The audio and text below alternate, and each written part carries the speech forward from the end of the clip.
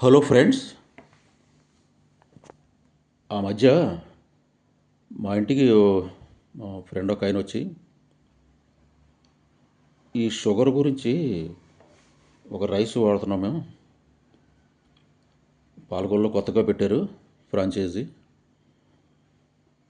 దానివల్ల మా వాళ్ళకందరికీ డయాబెటీస్ కంట్రోల్లో ఉంది అని చెప్పాడు. అదేంటో విచారిస్తే భావన డయా రైస్ భావన డయా రైస్ అది వాడుతున్నారంట. దీనివల్ల షుగర్ కంట్రోల్లో ఉంటుందంట. సరే ట్రై చేద్దామని చెప్పేసి మేము కూడా ఒక బ్యాగ్ తీసుకున్నాం. ఈ బ్యాగు 5 కేజీల బ్యాగు 590, 590. అంటే కేజీ వచ్చి 120.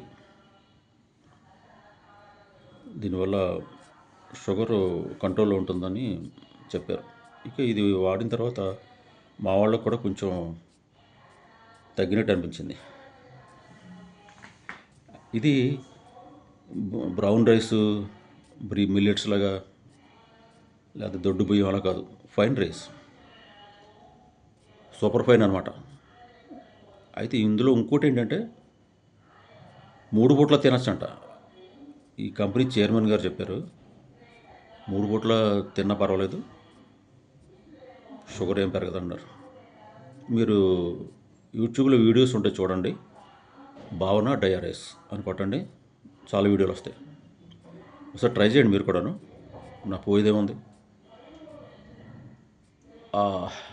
ఈ మిల్లెట్స్, కొర్రలు, సామలు, బ్రౌన్ రైసు ఇవన్నీ తినలేక చాలామంది బాధపడుతున్నారు కదా. ఇది ఒకసారి ట్రై చేసి చూడండి